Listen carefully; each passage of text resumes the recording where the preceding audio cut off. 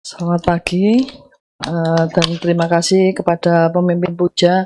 Selamat pagi Bapak Ibu semua, juga teman-teman dan kalyanamita semua. Soti Hotu, Namo Buddhaya. Namo Buddhaya. Sungguh berbahagia pagi hari ini kita bersama-sama melakukan kebajikan yang diawali tadi pagi dengan pembacaan parita, bermeditasi, dan mendengarkan sharing dhamma. Semoga kita mempersiapkan diri untuk mendengarkan ajaran Sang Buddha. Dan kebetulan di pagi hari ini saya akan membawakan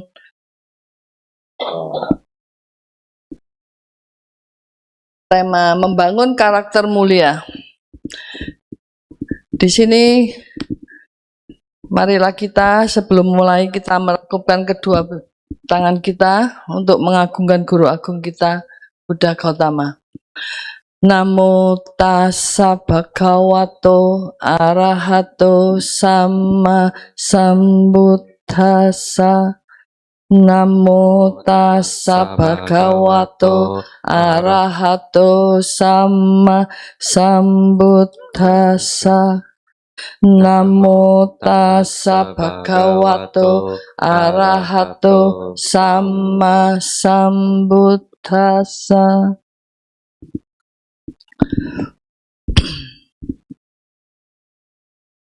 Persujudan kepada beliau yang berberkah, yang maha suci, yang telah mencapai penerangan sempurna oleh diri sendiri. Persujudan kepada beliau yang berberkah, yang maha suci, yang telah mencapai penerangan sempurna oleh diri sendiri. Persujudan kepada beliau yang berberkah, yang maha suci, yang telah mencapai penerangan sempurna oleh diri sendiri.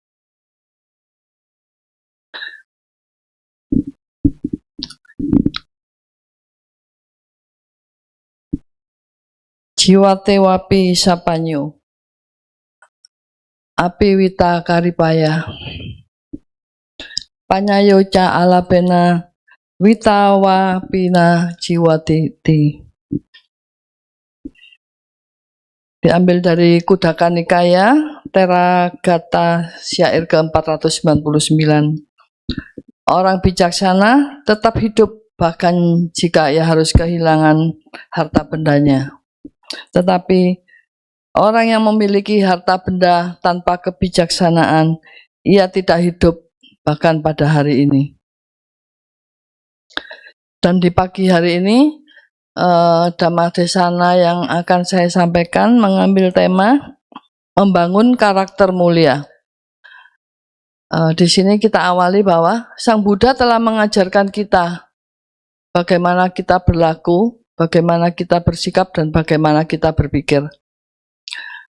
Untuk memulai membangun karakter mulia, Sang Buddha telah memberikan warisan kepada kita, yaitu berupa 7 kekayaan mulia, di mana Sang Buddha memberikan 7 kekayaan mulia ini bisa kita terapkan dalam kehidupan kita sehari-hari.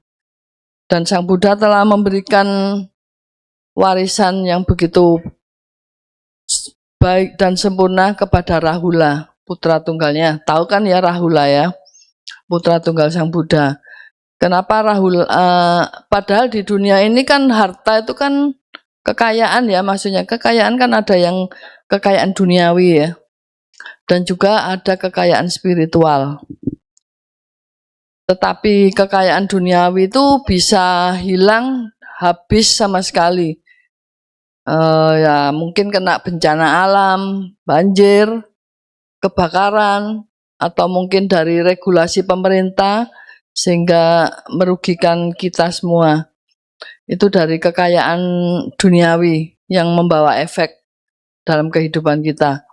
Untuk itu Sang Buddha tidak mau memberikan harta warisan kepada Rahula berupa harta duniawi. Sang Buddha memberikan harta berupa kekayaan spiritual. Karena kekayaan duniawi tidak akan membebaskan Rahula dari penderitaan dan dari kelahiran kembali. Dan pada akhirnya semua warisan yang diberikan Sang Buddha kepada Rahula juga kita berhak juga warisan itu kita terima, kita wajib menerima karena warisan terbaik dari Sang Buddha untuk kita semua. Di awal kita merasa wajib bersyukur ya, karena apa? Karena kita terlahir sebagai manusia ini bukan sebagai suatu kebetulan. Kita terlahir sebagai manusia juga bukan karena takdir. Kita terlahir karena perbuatan baik kita di masa lampau. Jadi kebajikan-kebajikan yang kita pupuk mengkondisikan kita bisa terlahir sebagai manusia.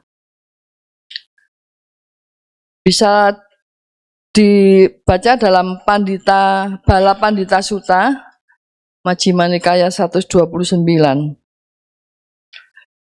Itu juga dikatakan bahwa kelahiran kita sebagai manusia itu sangat sulit, diibaratkan, mungkin semua udah dengar ya, sebagai seekor kura-kura buta. Kura-kura yang hidup di dasar laut.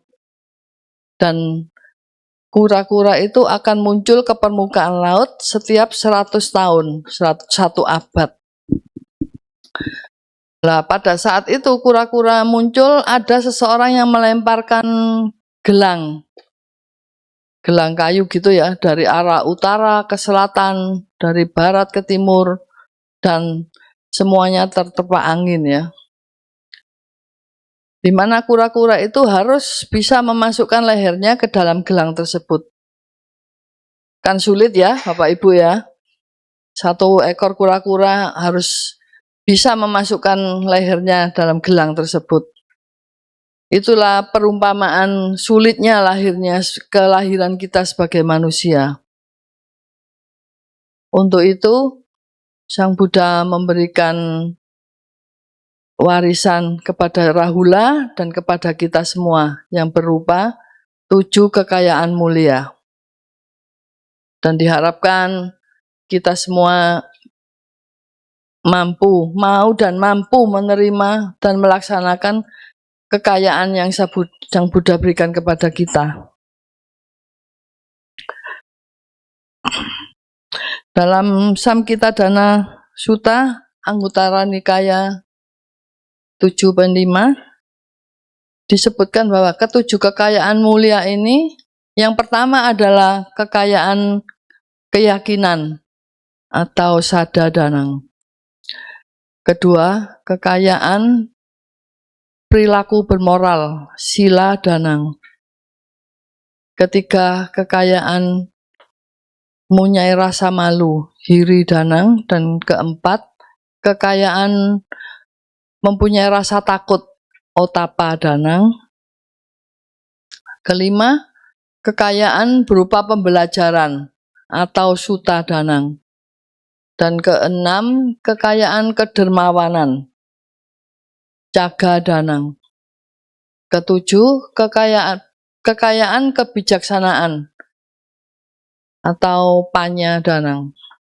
Dari ke-7 harta kekayaan yang Sang Buddha berikan kepada kita semua ini, sebaiknya mungkin ibu bapak semua secara bertahap dan pelan bisa mempraktekkan lah ya, apa ini kekayaan. Baik, di sini akan saya jelaskan satu persatu ya. Yang pertama, Sada-danang, kekayaan akan keyakinan. Keyakinan kepada siapa? Tentunya keyakinan kepada Sang Tiratana, Buddha, Dhamma, dan Sangha, dan juga pada hukum karma.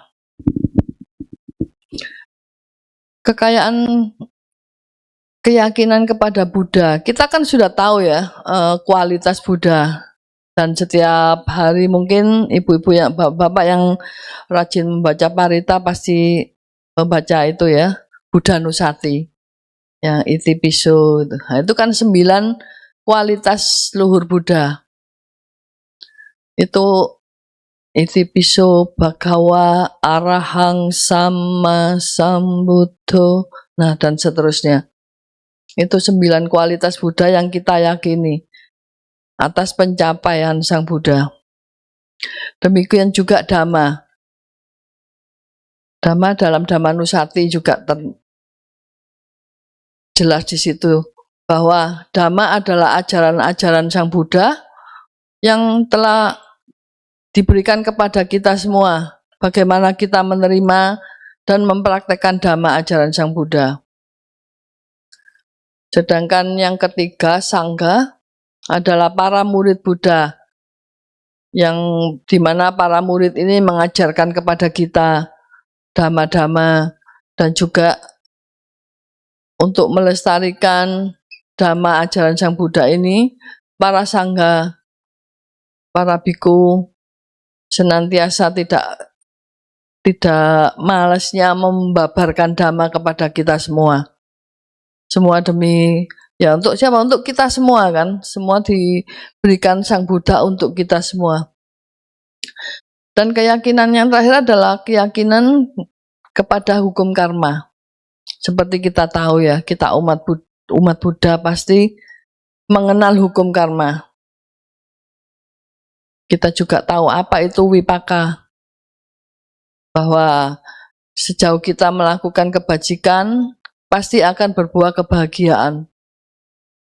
Dan perlakuan-perlakuan buruk pada akhirnya akan berbuah penderitaan. Itu semua sudah kita yakini. Untuk itu mengapa Bapak Ibu yang sudah mempunyai keyakinan ini tiap minggu datang puja bakti, bersama-sama kita mengagungkan guru agung kita, membacakan parita. Dan pagi ini kita tambah lagi satu kebajikan dengan membacakan parita patidana. Semoga keyakinan kita ini semakin mempertebal bahwa memang kita harus mempraktekkan semuanya dengan penuh mindful ya. Dan yang kedua adalah sila danang, kekayaan akan Pancasila Buddhis, khususnya di dalam ajaran agama Buddha kita mengenal adanya Pancasila Buddhis. Dan sudah tidak perlu saya jelaskan semua ya, dari 1 sampai 5 yang berupa larangan. Seperti yang pertama, kita menghindari pembunuhan makhluk hidup. Sekarang kalau pengalaman saya dulu, kita sebelum mengenal Pancasila Buddhis ya, kita ketemu nyamuk aja sakit hati mangkel lah, pasti langsung pukul, kapok kan pasti ya. Gitu lega, kalau kita sudah membunuh nyamuk itu lega. Tapi sekarang setelah kita praktek, pasti kita menghindari. Nyamuknya gimana ya? Paling kita tiup, misalnya di tangan kita tiup atau kita singkirkan gitu. Nah, berarti kan secara mental batin kita tuh sudah ada peningkatan. Kita sudah makin mengerti bagaimana mempraktekkan ajaran-ajaran Sang Buddha. Jadi demikian juga yang Pancasila yang kedua, kita menghindari mengambil barang yang tidak diberikan. Walaupun banyak kesempatan ya, misalnya kita main ke rumah teman, mata jelalatan, nemu sesuatu. Tapi kalau kita mengenal Pancasila dengan baik, itu bukan punya saya dan tidak diberikan pada saya tidak berhak. Nah, di situ selain Pancasila yang untuk Pancasila kan berupa larangan-larangan. Di dalam ajaran Sang Buddha kita juga mengenal adanya Pancadhamma. Pancadhamma ini 5 kebajikan yang patut kita lakukan untuk mengiringi, istilahnya itu mengiringi Pancasila. Seperti tadi pertama kan kita dilarang, kita menghindari pembunuhan makhluk hidup. Caranya dengan apa? Dalam Pancadhamma sudah dijelaskan kita harus punya rasa metta dan karuna, menebalkan perasaan metta dan karuna. Salah satu tadi itu kita lihat nyamuk sudah tidak pingin bunuh lagi, sudah tidak ada rasa mau menyakiti, karena apapun nyamuk juga makhluk hidup. Demikian juga kita terhadap orang lain, kita harus punya rasa meta dan karuna, rasa kasih dan belas kasih, terutama terhadap orang-orang yang mungkin dalam kehidupannya lebih susah dari kita. Nah, untuk Pancadhamma yang ketiga di Pancasila kan disebutkan kita menghindari kehidupan tidak bermoral, ya, istilahnya begitu. Di dalam Pancadhamma kita mengenal adanya santuti. Apa itu santuti? Santuti adalah perasaan puas terhadap apa yang kita miliki. Jadi kita punya perasaan tidak ingin barang orang lain. Jadi kita puas dengan yang kita miliki. Dengan begitu, dengan kita punya rasa perasaan ini, itu akan menghindarkan kita dari rasa iri, dari dengki, benci karena dia punya kok saya nggak punya. Nah, itu yang patut kita ini ya yakini dan kita selalu ingat santuti, perasaan untuk bersyukur atas apa yang telah kita miliki. Dan yang keempat, Pancadhamma yang keempat adalah sama ajiwa. Jadi kita melakukan penghidupan benar.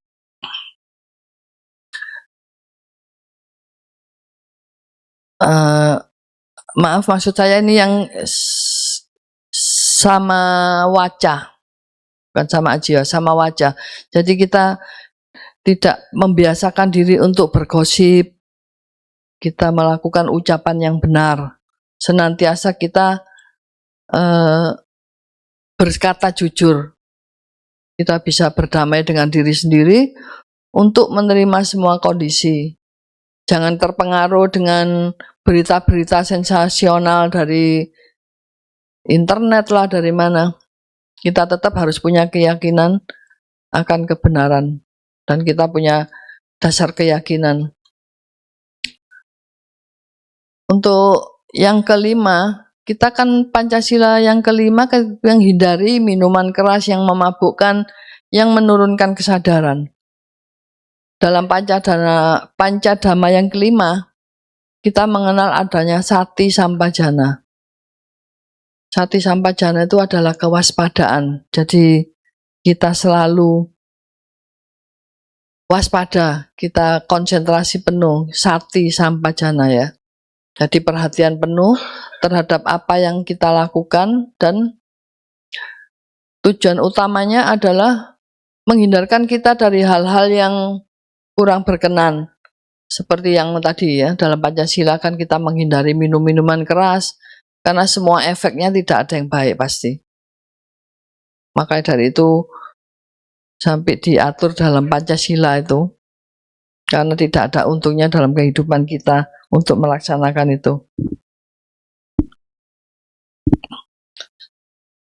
Selanjutnya keyakinan yang ketiga, harta kekayaan yang ketiga adalah hiri danang, rasa malu. Rasa malu untuk apa? Untuk berbuat jahat. Rasa malu baik perkataan, perbuatan, dan pikiran kita. Dengan punya perasaan malu, kita akan mau berbuat sesuatu tuh kita sudah malu, memikirkan kan. Jangan nanti begini, nanti begitu. Lebih baik saya berpikir kembali untuk melakukan hal-hal yang berakibat tidak baik. Seperti kita misalnya, kita punya perasaan malu, kita zaman sekarang kan lagi musim ojol ya. Andai kata kita punya motor, waduh ini ada promo motor baru, kita beli, tapi dana kurang, kita pinjam di online ojol, otomatis kan bunganya sangat tinggi. Nah, memang pada saat kita awal-awal kita memakai, ya kita mungkin bergaya, gengsi naik, bisa mejeng ya. Tapi begitu cicilan mulai terlambat, mulai tersendat-sendat, mungkin bulan pertama, kedua, ketiga lancar, berikutnya agak tersendat. Biasanya dari pihak finance kan ada punya tukang tagih ya, debt collector. Mereka mendatangi rumah kita. Kan tetangga pada tahu, wah ini si A ini didatangi debt collector mau menyita motor. Nah itu kan kita malu ya, pasti malu dengan lingkungan sekitar, belum lagi dengan keluarga. Dan kita juga bertanggung jawab pada diri sendiri. Hanya karena mau kelihatan, wah kita memaksakan diri. Nah dari rasa malu ini, itu yang harus kita pikirkan di awal, jangan sampai terjadi. Yang berikutnya adalah otapa danang, takut akan akibat dari perbuatan buruk yang kita lakukan, baik dari perkataan, perbuatan fisik, dan mental, dan pikiran. Kenapa kita Bapak Ibu semua teman-teman Kalyanamita kan ada di lingkungan sosial ya, apalagi yang sebagai orang tua kan pasti harus memberikan contoh yang baik untuk anak-anaknya. Ibu-ibu juga memberikan contoh yang baik untuk anak yang sudah bercucu, supaya apa? Punya rasa takut untuk berbuat jahat. Karena diri dan otapa, malu dan takut ini bisa dikatakan sebagai penjaga dunia. Kalau kita punya perasaan itu, malu dan takut, semua pasti akan baik-baik. Saya yakin itu. Dan dunia mungkin pasti lebih tenang tentunya. Karena apa? Perang dagang lah, perang apa. Kalau ada hiri otapa, mereka pasti nggak akan sampai separah inilah kondisinya, kondisi dunia ya tentunya. Di sini memang makanya hiri otapa itu disebutkan sebagai penjaga dunia. Dan yang paling perlu kita praktekkan dalam kehidupan sehari-hari, dalam lingkungan keluarga, dalam lingkungan sosial kita, perasaan hiri otapa ini.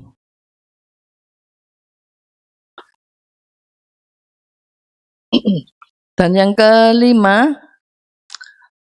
kelima adalah sutta danang, pembelajaran, kekayaan pembelajaran. Pembelajaran apa? Pembelajaran tentunya pembelajaran Dhamma yang diajarkan Sang Buddha. Di sini pembelajaran yang kita maksudkan terdiri dari 3 tahap. Pertama adalah pariyati, kedua patipati, dan ketiga patiweda. Pariyati ini dalam arti kita belajar dari buku-buku, dari YouTube, dari media sosial lain kan banyak juga ya pengetahuan yang bisa kita ambil. Di situ kita belajar. Kita renungkan hasil pembelajaran ini dalam pati-pati kita praktekkan. Jadi teori-teori yang telah kita baca, kita dengar, itu kita praktekkan. Tentunya praktek dalam kehidupan sehari-hari kita utamakan di lingkungan kecil kita, selanjutnya meningkat di lingkungan teman-teman, lingkungan lainnya. Dan yang patiweda itu adalah wujud dari kita juga bisa mengoreksi diri ya, dari teori-teori, dari praktek saya kurang bagaimana. Nah itu kita bisa, dari situ kita bisa memperbaiki diri. Salah satunya mungkin dengan meditasi untuk ketenangan batin kita. Jadi dari pariyati, yang sekarang pariyati itu sudah sangat didukung dengan media sosial ya, tidak ada kesulitan. ibu-ibu, bapak-bapak untuk belajar Dhamma. Sangat mendukung. Tinggal prakteknya itu yang penting. Praktek yang bagaimana? Praktek yang sesuai ajaran Dhamma. Tidak ada no excuse ya, tidak ada oh ini nggak usah dah, yang ini aja misalnya. Oh ini kok sulit, yang ini aja saya ganti sedikit. Ya jangan begitu. Kita harus komitmen praktek sesuai Dhamma, ajaran Dhamma Sang Buddha. Jadi dan tidak ada salahnya kita mengkoreksi diri. Setelah saya teorinya saya sudah mantep, prakteknya saya sudah usaha. Nah kita mengkoreksi diri sendiri. Sudah benar nggak apa yang saya praktekkan? Apa yang kurang? Nah di sini kita ada kemauan untuk belajar. Kita belajar kan belajar tidak mengenal usia ya. Umur berapapun kita tetap bisa belajar kecuali sekolah-sekolah yang formal. Tapi pengalaman saya dulu kuliah, kakak kelas saya itu ada umur 80. Lulus, sukses lulus. Setahun di atas saya. Para dosen tuh mengagumi semangatnya. Jadi memang benar-benar belajar itu tidak mengenal usia.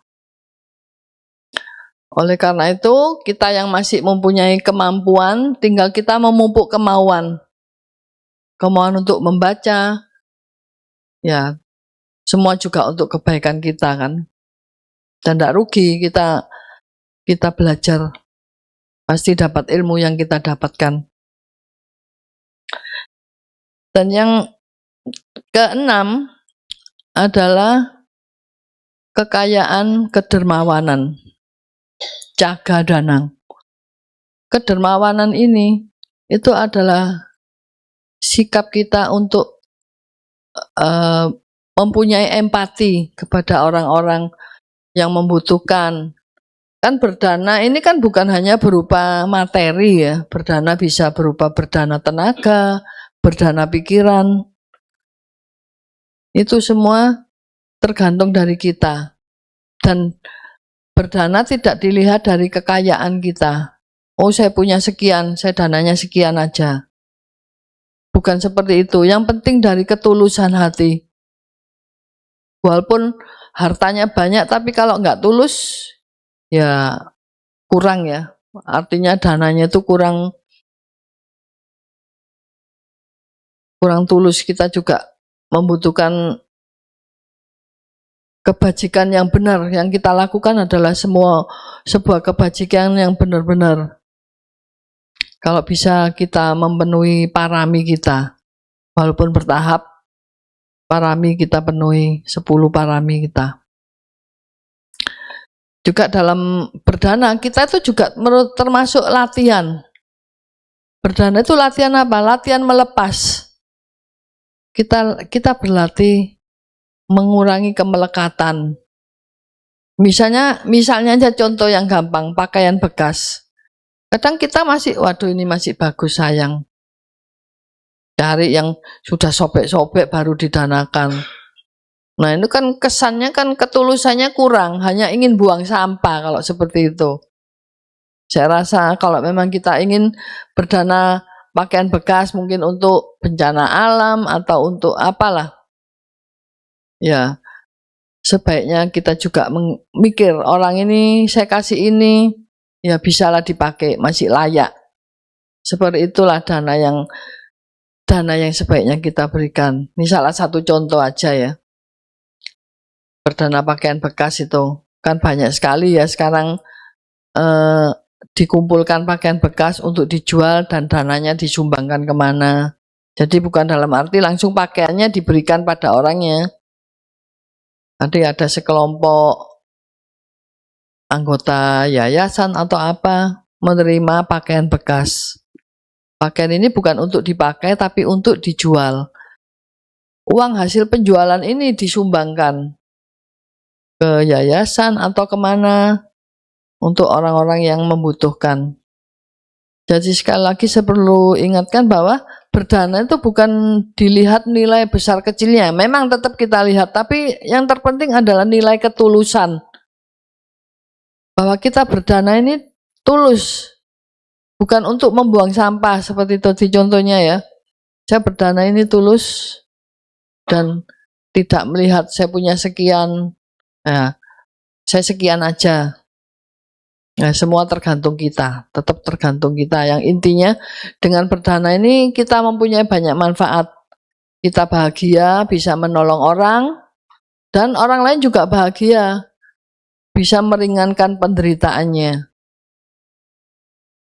Dan penderitaan ini memang ya sudah resiko ya memang, tapi kan andai kata kita bisa memberikan sebagian kecil dari milik kita kepada mereka, bagi kita mungkin tidak berarti, tapi bagi mereka yang menerima mungkin sangat berarti. Jadi yang penting tadi itu ketulusan. Jangan ingat ya, jangan membuang sampah, itu aja. Ya, wah ini Cik Linda ini yang kayaknya ya sudah terbiasa melakukan kebajikan, terasa ringan ya Cik Linda ya. Tentunya membawa kebahagiaan, dan batin kita akan semakin ya meningkat lah, perasaan spiritual kita makin tinggi, juga batin kita semakin menerima masukan itu dengan lapang. Nah itu untuk selanjutnya adalah keyakinan yang ketujuh, panyadanang, keyakinan kebijaksanaan. Apa sih maksud kebijaksanaan itu? Kebijaksanaan adalah tindakan atau perbuatan yang kita lakukan yang tidak merugikan diri sendiri dan tidak merugikan orang lain. Jangan karena kita maunya enak, orang lain yang dirugikan. Itu tidak bijaksana. Demikian juga mana kita setiap saat bisa menumbuhkan kebajikan. Kita jangan merugikan orang lain, juga merugikan diri sendiri. Itu salah satu poin dari kebijaksanaan. Kebijaksanaan sendiri terbagi menjadi 3 tahap ya. Sutta mayapanya, cinta mayapanya, dan bawana mayapanya. Dari 3 hal tersebut kita bisa belajar untuk menjadi lebih bijaksana. Apa maksud sutta mayapanya? Maksudnya adalah dengan belajar sutta, membaca sutta, itu bisa meningkatkan kebijaksanaan kita. Kita rajin membaca, rajin mendengarkan. Misalnya di wihara ada dhamma kelas, kita ikut, kita aktif bertanya kepada Bante sesuatu yang mungkin kita kurang tahu. Ya, dari situ akan muncul kebijaksanaan, akan tumbuh kebijaksanaan kita. Jadi selain hal-hal yang bijaksanaan kita akan tumbuh dengan kita banyak mendengar dan membaca sutta mayapanya. Dan selanjutnya cinta mayapanya adalah setelah kita banyak mendengar, kita membaca dari YouTube kah, dari media sosial yang sekarang banyak ini ya. Itu sebenarnya kan banyak membantu kita, mempermudah kita untuk memfasilitasi kita untuk belajar sutta, belajar untuk menjadi lebih bijaksana. Jadi sutta cinta mayapanya maksudnya setelah kita mendengar, kita membaca, kita menganalisa dari hal-hal teori-teori yang kita dapatkan itu, kita menganalisa apakah dengan ini saya sudah melakukan hal-hal apa yang belum saya lakukan. Untuk apa? Untuk meningkatkan kebijaksanaan kita. Karena dengan kita semakin bijaksana, pasti kita juga akan mendapatkan hal-hal perbuatan-perbuatan baik yang bisa kita lakukan. Dan yang terakhir, bawana mayapanya. Ini adalah kebijaksanaan yang kita peroleh dengan meditasi. Dengan meditasi kita semakin belajar untuk lebih ini ya, mindfulness. Kita juga dari situ juga kita bisa belajar. Kembali kita melihat teori-teori praktek kita. Dan bahwa namanya pananya juga kita sebagai apresiasi kita melaksanakan 4 kebenaran mulia. Masih hafal ya 4 kebenaran mulia ya. Kebenaran yang pertama adalah duka. Kedua sebab duka, betul sekali. Terus yang ketiga, siapa yang ingat? Lenyapnya duka. Dan yang keempat adalah jalan menuju lenyapnya duka. Yaitu ajaran Sang Buddha ini lengkap sekali. Sang Buddha tidak hanya memberikan teori, ini loh prakteknya. 8 jalan mulia berunsur 8. Itu sebagai wujud. Jika kita mempraktekkan, kita bisa mencapai pencerahan. Dan di sini saya tidak menjelaskan itu ya. Itu hanya jalannya saja. Jadi dengan adanya kebijaksanaan kita meningkat akan membawa kebahagiaan bagi kita dan bagi semua makhluk.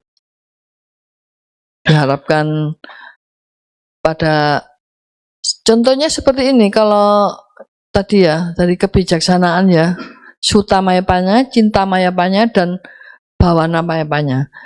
Seperti kita misalnya kita mau ke resto ya, kita mau makan ke resto.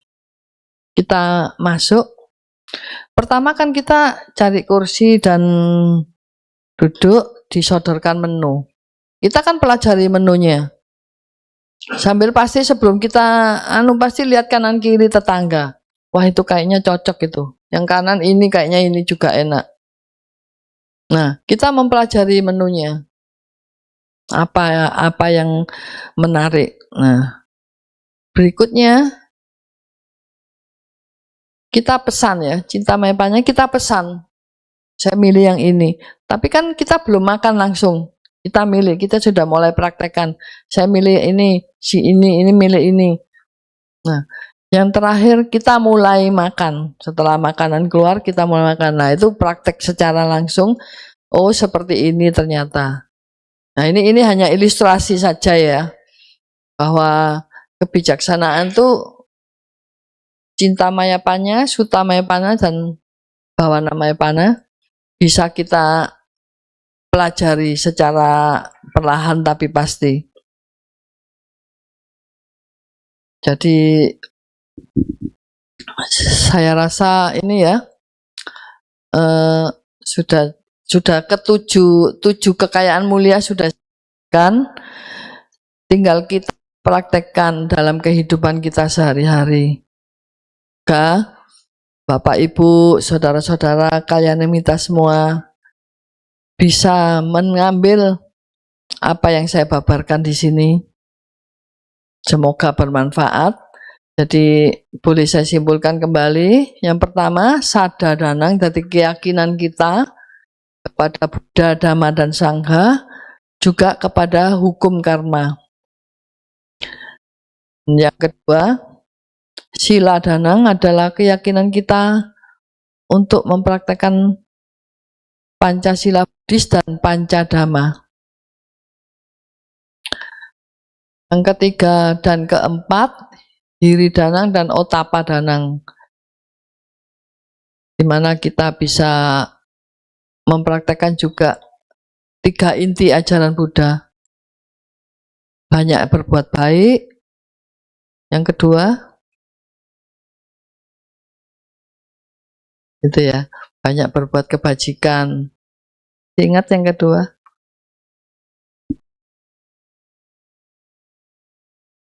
Hindari. Yang pertama kan banyak berbuat kebajikan.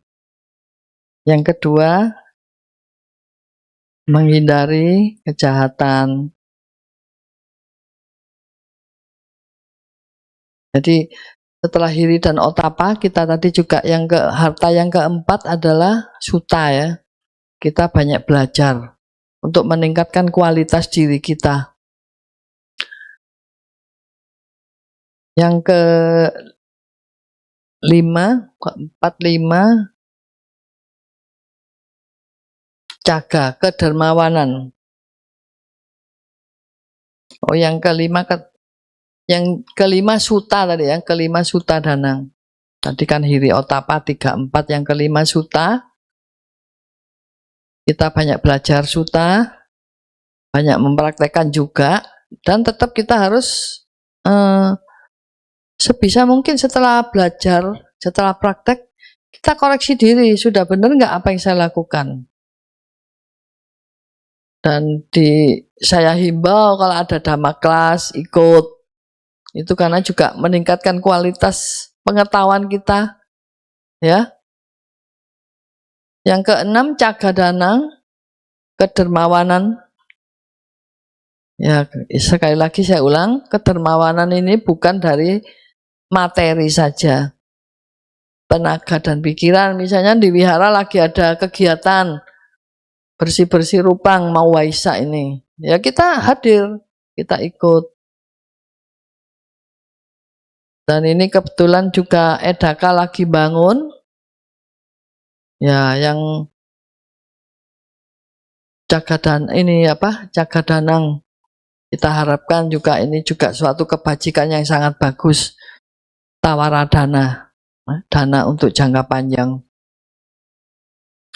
Dan yang terakhir, panyadanang, berupa kebijaksanaan. Semakin kita banyak belajar, diharapkan semakin kita bijaksana dalam bersikap dan bertindak, juga berpikir.